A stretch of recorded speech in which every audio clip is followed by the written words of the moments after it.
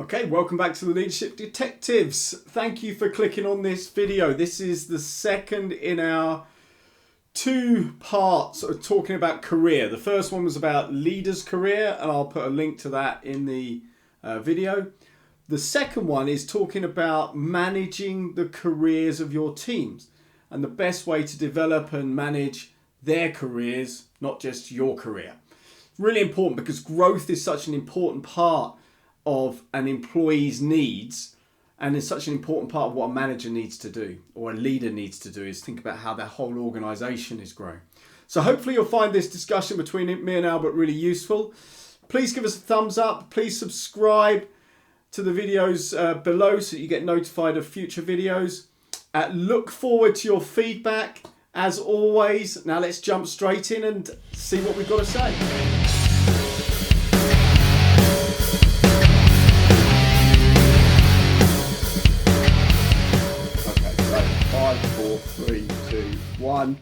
And we're live.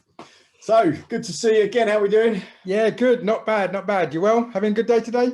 I've had a good day so far. Yeah, I'm getting. I have to be honest. You know, I'm getting a little tired of lockdown and being in front of the screen and stuff. But it's a bit ironic, really, when we're recording a video for people to watch on a screen. Yeah.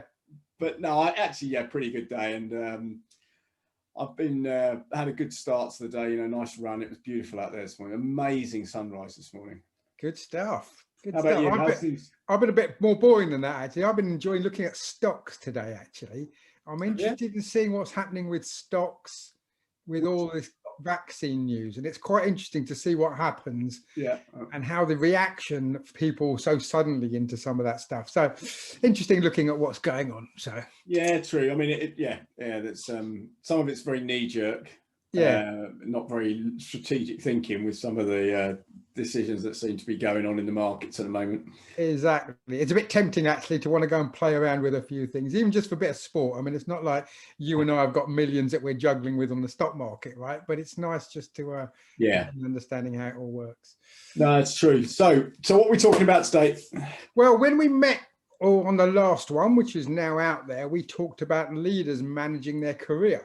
Yeah, correct. There's another side to that equation, right? So the other side to that equation is them being leaders. Them being leaders and managing their people's career. Correct. Okay. So I think that's a good topic for us to talk about. And there is a bit of work for people to be doing there as leaders. Question is, are they, could they, and should they? And I guess there's two markets for this video. One of them is for the leaders and how they can be better at managing people's career. Yeah. And the other one is for the employees, for what they should expect from their managers. For which the leaders might not thank us. And you know, I know this is a great topic to talk about, and I know that you're particularly passionate about this, but also you're particularly good at this.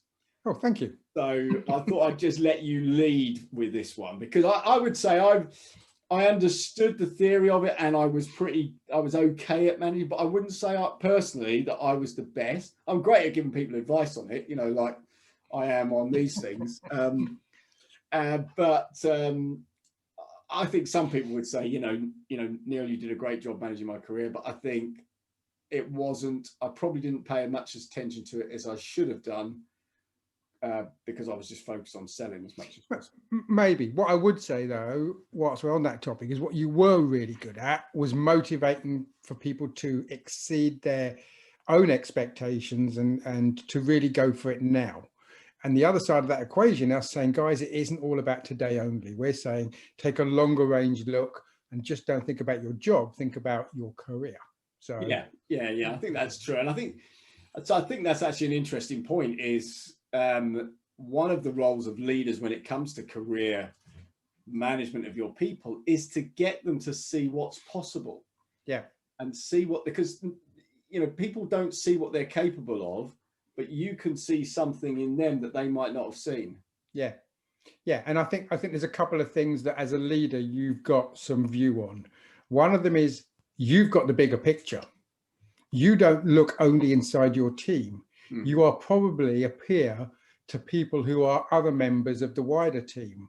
So you've got the bigger picture where someone's career could go. It doesn't have to be with you. and it probably isn't with you, right? So that's an important thought, is that the career might mean moving sideways or upwards in a different direction. Yeah, and so now we're talking about leaders managing the career of their people, and I Yeah, think we need to think of that in the context of big organizations and smaller organizations as well, for the yeah, purposes of the people who listen to this. yeah. So what would be some of your tips then? Well, my first tip would be to make sure it's on your agenda, to make sure it's part of what you do, maybe not every week, but at least once a month, and definitely once a quarter. You have an agenda built in with you and your peers and your leadership team on taking a look at the people in your business, how are they doing, and what you're doing to help develop and move them through. Then you bring it down a level to be looking at your own particular employees and make sure you're managing their career forward. So first of all, there is a view where you're looking at a business and team level with your peers. And then you're looking at your own team and saying, am I doing what I could be doing to support someone's career? This is an important point, to support someone's career. It's their career, right? Just as we talked last time, as a leader, your career is your responsibility. As the individual, their career is their responsibility, but you are the supporting function in that. So there's an interest. So you're saying that it's really important for the leadership team to regularly talk about the people within the business and the careers of those people and the development of those people, and that should happen monthly or quarterly as a minimum. Yeah, I'd say quarterly as an absolute minimum. And the reason I say at a team level is you are not the only one who's got visibility of how people are performing. Somebody else might have some really valid input for you. Somebody else might have a great opportunity that one of your people could step into. And it's a very difficult thing to do as a leader, because you might be promoting to get rid of your best people, right? That ain't an easy thing to do, because the people that are helping make you successful, make your team buzz, are the ones that you might be planning to move on. But you know, that creates space to let the next people come up. Yeah, and actually, funny enough, I was talking about that to someone about that today. Is if you don't create that space, then the people below have nowhere to go. Yeah. So they then go somewhere. Okay. Actually, with a lot of the businesses I work with, I would say they review their people once a year. Quarterly would be exceptional. Yep. So who should own the career and the development of career plans for the individuals within your team? Well, look, in principle, I think the individual owns it. Mm-hmm. But I think you've got to build into your management system that there is a checkpoint with your individuals. So even if we said that was a half-year review and a full-year review, Neil, we owe that to them, and we owe it to our business and to our peers to make sure you've got that built into your management system. And this whole thing about a half-year review and a full-year review is as much talking about how well they've performed and what they've contributed, but that conversation should also have the forward-looking about and what next in your career. And I just want to touch on why this is so important for a moment, actually. And we've had two indications as to why this is so important in the last, well, in some of our interviews. So with the millennials, you know, one of their top items for staying with a company was that they're growing and developing and they can see a career in that company. Yeah. And the second reason is, you know, one of the 6 human needs, and one of the most important 6 human needs, is growing, is the need to grow, is the need to expand and become more than you are today. Yeah. And so you're addressing a human need, and you're addressing, you know, the demands of people that want to stay in your business by investing in this. Yeah. Yeah. And look, we talked about this career thing before. Some people might say, I don't want to do anymore. I'm happy doing what I'm doing. I love my job. I just want to keep doing it. That's fine.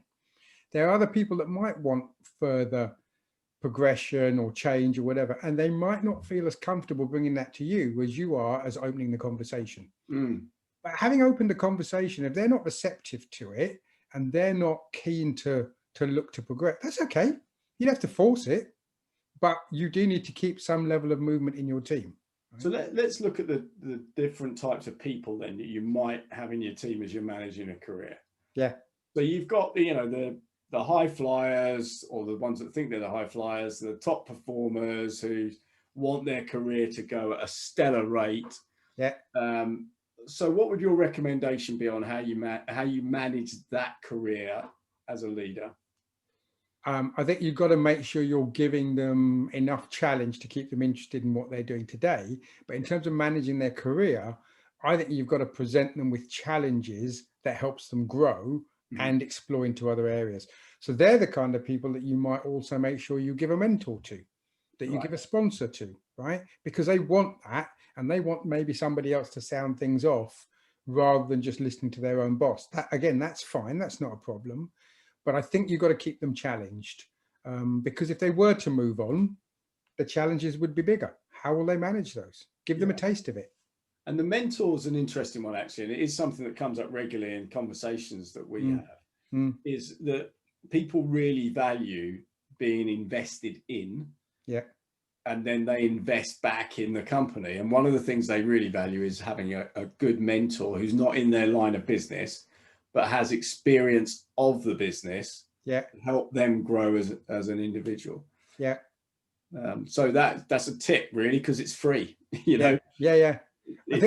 I think another angle on that, Neil, is shadowing.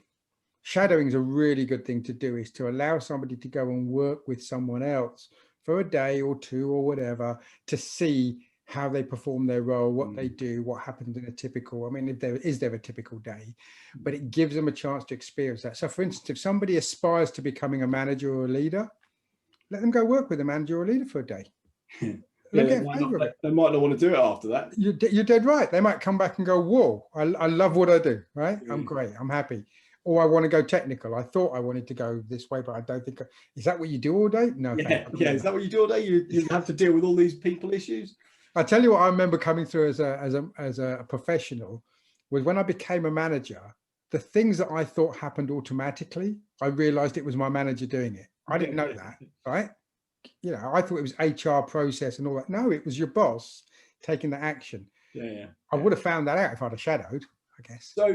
So you've got this group of people that are the top performers, and focusing on those.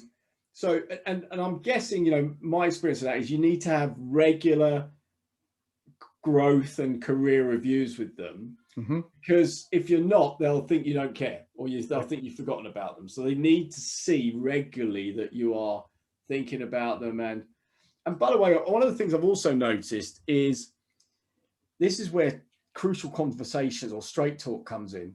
Because if someone's got an aspiration that's up here and they think they're top talent, they think that actually it's the responsibility of a leader to help manage that aspiration. It's too easy to go, yeah, of course, I'll give you all this training, I'll introduce you to a mentor, and actually that they really haven't got the capability to deal with that. Yeah, you're right. It's a difficult conversation. I'm not saying you'll only have it once, but you'll have it a lot more clearly if you take it on and don't pretend. It's a really good point, Neil, because you and I are probably experienced where, we'll just let it run. And then there's nothing but frustration, right? With this person saying, it's not going anywhere. Guess what? It was never going anywhere. And everyone's frustrated around them. So or you're actually pointing out where there's some real need for development that they hadn't realized, right? Yeah, so exactly, because the rose-tinted glasses were on when they were looking at the role they thought they could go for. So if we look at the other end of the scale then, so people that are just happy doing their day job, they're just happy getting on with delivering on what's needed, on selling what's needed, on just doing a good job. They don't want to be a manager, they don't want to specialize, they just want to get on and do a good job. What would your advice be on career management or helping those people? The first thing that comes to my head is not wanting a career. If a career means progression of role, doesn't mean they don't want or need to grow. So just because they don't want to move job doesn't mean you don't want to challenge them and give them more responsibility and test them and push them harder. Because let's say they're the top technical specialist in the team, that doesn't mean they couldn't be sharing that capability with other people. That doesn't mean they can't be supporting other people that need their expertise rather than just plodding along every day. And by the way, most people get pretty fired up by that, right?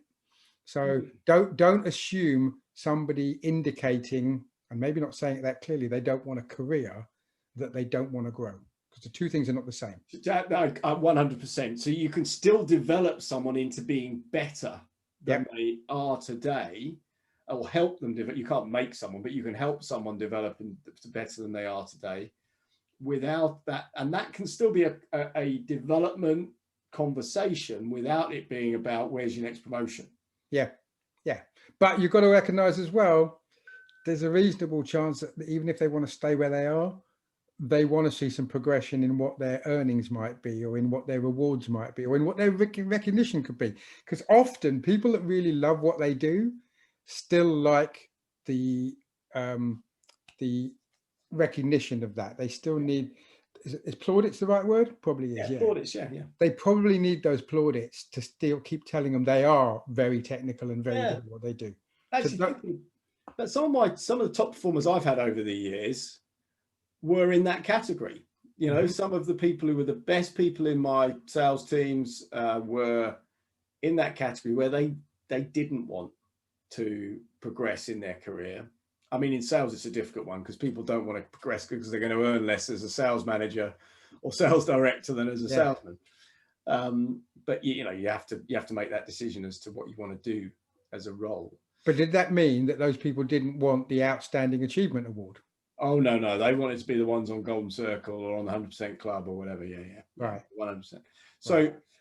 So then I think there's a category after that as well. So those people you kind of develop and go, and there's a category of people that are better than they think they are. So they're not the top talent guys, or they're not the guys that are chopping at your heels every single day of the week going, where's my next promotion? I want to meet your boss or whatever. You've got this group that are just doing a great job, and they've got the ability, but they can't see it. Yeah. So how do you see a career conversation going with those type of people? They're the toughest, right? They're the toughest because they're the ones that I think need the most coaching about, do you want a career? Well, what does that mean? I don't know. What does it mean? Do I want a career? And therefore, what am I putting myself up for? Because there's a reason they haven't pushed themselves forward. And you need to kind of understand what that is. Maybe it's just a lack of confidence in their own ability.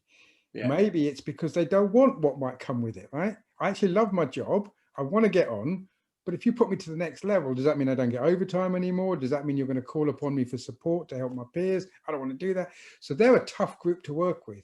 And I think it's an interesting one, actually. And to be honest, I found that women fell into that category more often than men as well, because their abilities, they were quieter at putting their hand up and saying, I really want a promotion, than men were. I know you and I did quite a lot of diversity training on making sure we were bringing ladies through and making sure they were putting themselves forward for promotion boards and stuff, because typically they wouldn't. And some of them were, are the best leaders and managers out there. Yeah. And that's a good point that you make, right? So just for everybody listening, guys, research has shown this, right? This is not just a Neil and Albert view. Yeah. Research has shown females previously, I don't know what it's like right now, here and now today, but previously were less likely to push themselves forward and brag about what they could do, have done, and their capabilities than a male candidate may have done. A female candidate was very likely to wait until they've got the full proof and evidence and proven it enough times before they go, yes, I can. And a guy would probably go, yep, I can do that. Let's go. Right. So that's, research has shown that. I think things may have changed a lot recently because there's been a lot of promotion of women and a lot of look at the gender and diversity gap. And I think that's absolutely right. But it is still worth leaders remembering that there might be differences on the way genders respond to these approaches. And it's a really interesting point as well, because poor leadership is where you take the easy option, which is the guys that are you know, beating their chest. They're in the bar having beers in the evening with you. They're telling you how great they are. And the easy thing is to push them forward for promotion. But actually, even if they're not the best suited, um, because they're like you, maybe, or because you want to get them out of the business, you want to move them into, you want to get them out of your team. So I think you do have to be brave and do the right thing. But to do that, I mean, one of the fundamentals of this, just think about it, is you've got to know your team. Yeah. Yeah. It's interesting, actually, what you just brought to mind, Neil. And look, the two guys I'm about to reference might actually be watching this. I don't know. But I remember when I had to make a vital change in the team that I was running for one of the key department leads. And it was kind of assumed that there was an heir apparent that was going to go into that job, who was one of it in the team. And I believed it was a different one who was in my team. And I remember sitting down with this other guy and going, you know, if I was to go as part of my succession plan, and we'll come on to that because succession plans are dead keen, right? As part of my succession plan, I think you're a really good candidate to come in and do this job. And he was like, whoa, really? I can't do that job. As opposed to I had another guy who was banging on the door going, it's me, it's me, it's me. Yeah. What actually happened in that scenario, guys, is the guy that I felt was the right one, that I also got other views from other people, also agreed, and we put him in the job. And he did it for a number of years after I left, and he was very successful at that job. Right. So there's a great example you've just made, you know, just referenced about, think about who to pull through. He would never have pushed himself forward in the way that the other candidate was doing so, but he was, in my view, at the time, was the better candidate. So let's talk about that word succession then, because I think that's a really important point to get to. Because again, I've had numerous conversations with leaders over the last month or so, and I've asked about their succession planning and their boss's succession planning, and you do get blank stares, because it isn't common practice in most businesses to think that way. They deal with the problem when it arises rather than having succession planning and developing people for the next role. So what would your advice be on succession planning? Again, it's the responsibility of the individual to make sure that they are having a succession plan for their role. Because chances are, if you're a leader, somebody moving into your job is moving up into quite a reasonable position. Hopefully the position they're vacating needs to be there. So they need to have a succession plan for themselves. But you need to have a succession plan for yourself that says, if I was not here tomorrow, for planned reasons or otherwise, who would likely move into my job? And one of the reasons it's key to have the plan, not to think about it on the morning that it happens, is because you might need to do some preparation for the person that's likely to move in there. We come back to that scenario I just talked about, and I thought the guy I felt was capable to move in. I also felt the other guy, who wasn't at the time, needed some work before they could move in. They moved into that job some years later and did a great job of it, but they needed some further development first. So that development can only happen if someone's name is there as Neil Thubman is ready to move into this job in 6 months' time, but we need him to do A, B, and C. Because you can go do A, B, and C. So, and there's another thing comes to mind. I've just written down here, and I used to advise people I was mentoring, and I still do this now, is when they're doing career planning and you're talking to your boss about what you want to do next in your career. One of the biggest problems in your boss's head is, how am I going to fill this hole that this guy's leading? Yeah. So one of the bits of advice I give people still today is make it easy for them. Yeah. Come up with a plan for them, work out who's the right person to step in there, or how is that workload going to be handled if you move to the next level or the next part of your career. Yeah. And look, there's another thing here that both Neil and I shared over the years, right? We loved the people we worked with. Now, in that case, not all of them, but most. To an extent. But you know, in that case, do you not think one of the people you work with today deserves to get your job? Or would you like someone else to bring someone in from left field and go right above all of your guys? So you've got guys that have been positioning, working hard, probably deserve it. But if you didn't help that happen, somebody else might be brought in after you move out. And you've disenfranchised your guys that deserved that. So you owe it to your people to have a good succession plan if they are deserving to be in that role. None of them might be deserving, by the way. None of them might be deserving. No, let's just look at that for a sec, because there's we're kind of moving off the topic a little bit, but there's advantage to bringing in external candidates, external experience, Sure, that kind of thing. Sure. And there's also dangers to promoting from within. Mm. And and if you corporates, you can promote from within in different teams, but in smaller organizations, you could end up managing the people or leading the people or being responsible for people that you were a peer with the week before. So that's something to consider as well, because that's a tough thing to do. It's a tough gig. That's a really tough gig. It is really tough to manage people that you were a colleague of yesterday. Yeah. Or to lead people because you're now a director and now you're leading people who were your peer managers. Yeah, you're right. It's a tough gig. And then it could be a really fulfilling gig if the people that you do end up leading go, yeah, I could see that. I could see why you're in that job. And hey, glad to work with you and support you. Yeah. But it is a tough gig. I think you're right, Neil. I think there's more risk to it than there is upside, right? To promote from within a current team, I think there's more risk to it. Yeah. Well, there's risk and there's benefit, because the benefit is that, I was just working with a business recently that did it. And the benefit is they know the business, they know the people, they know the business, they know all the problems internally and all the ways to get around things. They know the business. The downside is it's difficult and it takes time to get your people to follow you. If they were your colleagues yesterday. Yeah. I think the other side of that, they know the business, is they may also have too many preconceived experiences. That's the other side. That's the flip side. But then bringing someone in from outside, or knowing someone who could be your succession, is, especially again in small businesses, it kind of probably works better than in bigger businesses because it's easier to bring people in. Yeah. Is if you've got 2 or 3 candidates, you can say, look, when I move into this role, here's 2 or 3 people who could walk into this job tomorrow. Yeah. Yeah. And they're my choice, by the way, because I'm going to be managing them, or they're I will recommend one of these and I'll stand by them or whatever. Yeah.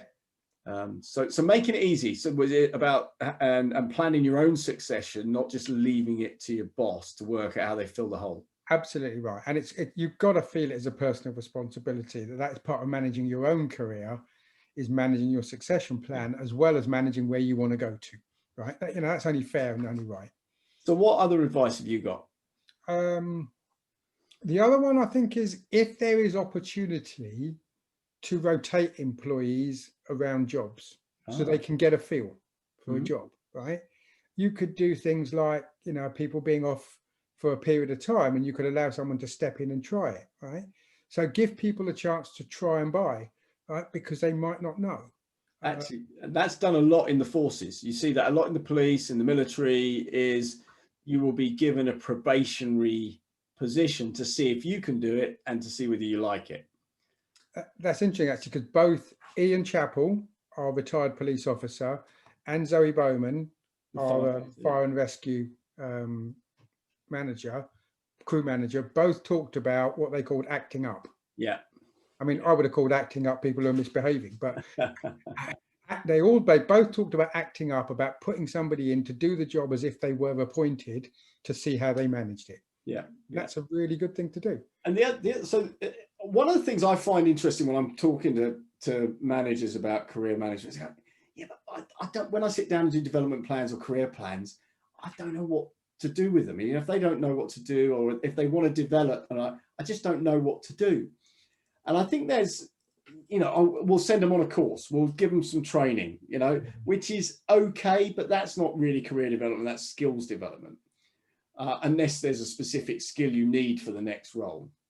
But I was talking to someone recently about things like sabbaticals, to go and develop skills and actually Ian, the retired police officer, said exactly the same thing, didn't he? Yeah. Well, he went and did a sabbatical with the government. Yeah. Form or another, I think it was.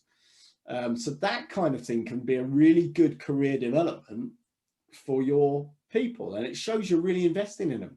Yeah. Yeah. I mean, do you know what would be really good is to know that you've got employees that when you sit down with them to talk about their careers, that they've got that happen. Yeah. Now that could be really good, right? They're sitting there saying, look, I think what I want to do next is A, B, or C. I don't know how to go about it. What can I do to kind of progress that? Where can I get some sponsorship? Where can I get some visibility of that? And then you're a facilitator to that, rather than the person having to come up with the ideas. Yeah. No, I agree. Yeah, but you know, but there will be people who don't know. They don't know. And so you kind of have to show them things that they might get really interested in. Yeah. So I mean, I think there's, you know, the most important thing that you said at the beginning is leaders have got to take responsibility and ownership for the development, growth, careers of their people. Absolutely. It's not something you wait for HR to come along and say, let's put together our career development plans now, once, you know, because it has to be loaded into some system. It should be a conversation that at any point, someone should be able to tap you on the shoulder as a leader and go, Bob over there, what's his career aspirations? Or Steve over there, what's his career aspirations? Or Tina over there, what's their career? And you should know like that without having to think twice about it. Yeah. And if you don't, then please take away from this video to go and do that. Yeah, come back to what we said on the last video, guys, when we were talking about a leader managing their own career. We said, make sure you make it known to at least your boss and to other senior people what your aspirations are. Yeah. Now we're on the other side of that equation, right? Make sure that you know the career aspirations of the people below you, just as you said, Neil. Absolutely. And if they haven't told you, go and ask them. Go and ask them. Go and spend time with them. Yep. So, any other thoughts before we close out? No, I think we've covered it pretty well, right? Make sure you're taking responsibility. Try and build it into your management system so that it's something that you're doing on a regular basis, at least half yearly, annually at minimum. Making sure you're giving opportunities and growth opportunities for people, whether they want to stay in job or progress in their careers. Making sure that you work with your peers as well, so they got visibility, you got visibility of their people. I think that pretty much covers it, right? And succession planning. Make sure there's succession planning. I think what we've just talked through in probably 25, 30 minutes or so, there's a lot of material there, right? But it just shows, as a leader, you've got a big responsibility here that is nothing to do with running the business of your team. This is all about your people. Correct. It's all about your people. But remember what we said about the motivation of millennials and the growth of your team is the P&L return on it is significant, because you don't lose people, you don't have to replace skills, and you grow skills. So, okay, let's hopefully that's been useful to everyone. Thank you for listening, Albert. Thanks for all that. Really good. Thank you, guys. Good luck with your careers out there, and hope you can progress it. If you need any advice, you know we're here. Yeah, and let us know, leave comments below, let us know what you took out of this. We got lots of great comments from the last video about your own personal career. Please give us a thumbs up and subscribe if you don't mind. Fantastic. All the best, guys. See you again on the next one. Take care. Bye-bye. Cheers.